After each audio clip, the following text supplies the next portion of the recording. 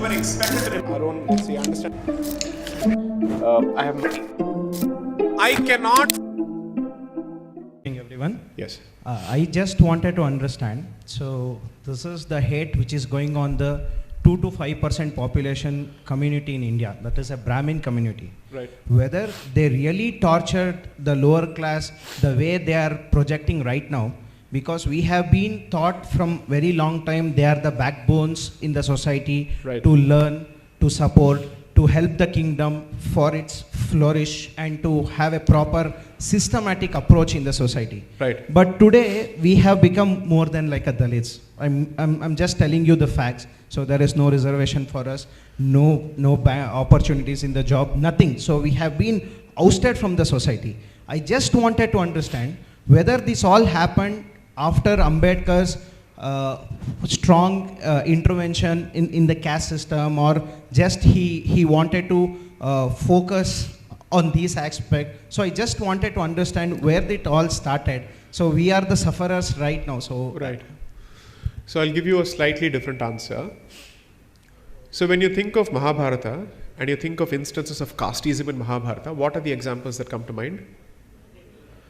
Ekalavya and Karna.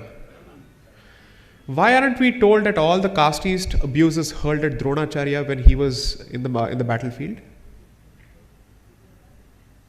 He was constantly being told, "Hey Brahmin, get off the chariot. What are you doing here? This is the place of the Kshatriya." The number of times he was constantly attacked for his caste. Those examples never come to the fore. Why? Because it becomes inconvenient to accept that the feeling of exclusivity and supremacy is not unique to any particular group. Everybody was preserving their own turfs. The warrior was protecting his turf. The mercantile community was protecting its turf. The teaching community was protecting its turf. How many instances do you want from Mahabharata where this has happened? Okay, I'll give you an example from my home state, in that sense, Tamil Nadu. Please do a sample survey of the number of instances of violence against Dalits and identify the number of times a Brahmin was found setting fire to the heart of a Dalit. Find out which communities are involved in this. Please go ahead, do it. Okay? I can show any number of instances where I know for a fact in my own family that Brahmins have not just married non-Brahmins, they've also married who are otherwise called, let's say, Dalits and Shudras. I'll show that from my own family. I would like to see the very same example coming from the group that is called as the OBC group today. How many people are doing it? I am not in a popularity contest, so anybody can fight with me. You will not be able to beat me in an argument when it comes to facts, so go ahead. I don't care for popularity here. So my point is, you want to talk facts? Here are the facts. 3. The appropriation of this entire history by one individual is perhaps the problem with the way we understand this history today. And the valorization of one particular individual at the expense of a journey of several thousands of years is unbelievable. An individual who is not qualified from a genetics perspective, or from an archaeological perspective, or a linguistics perspective, is somehow being credited with being the repository of all that is related to the caste literature in this country. How is this possible? Would you accept a lawyer speaking on gynecology unless they have some real training to show?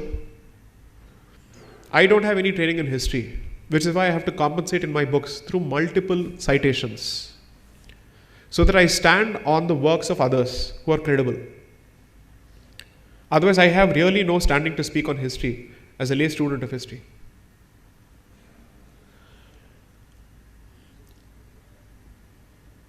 as a minority, you don't have muscle. And two, you have bought into the guilt literature heavily. And therefore, you don't find the voice within you to stand up and say, please tell me how long am I going to be saddled with this literature? Where is the cutoff point for this? And how long are others going to benefit at the expense of my bashing? These are some real hard questions to ask.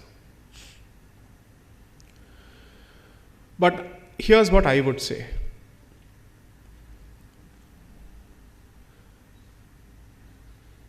There is also the other reality where Vaidika Brahmins continue to gain or continue to have a lot of respect from the community. Relatively, which, let's say, from those segments of the community who are free from the politicization of this issue and who understand the value that comes with that kind of training, who understand what it takes to be a practicing Brahmin, so to speak. But the fact is that number is shrinking constantly. And therefore, I genuinely believe that most of us are free riding on the coattails of the currency of a previous generation without practicing anything. That is equally a reality. If you think of the Brahmin community as the missionary arm of the Hindu society, and there is a sword arm separately, the missionary arm has stopped taking its role seriously. And the day it takes that role seriously, I'm not saying things will change immediately, but people will certainly ask. Because you see, let me also say this. There is an inherent respect in the previous generations because most people were taught by Brahmin teachers at some point. So it calls for some kind of an introspection from our end also, as much as I think that the mirror should be shown to others. But this conversation is so fraught with problems because this dirty linen should not be washed in public. Others will take advantage of it. So it's no more a conversation between members of the same family. There's an outsider constantly waiting to see how can I poach one member of the family. So I think it's not an easy question to answer. But all I can say is hopefully our own conduct and our own commitment to our identity is perhaps the beginning of the movement towards an answer.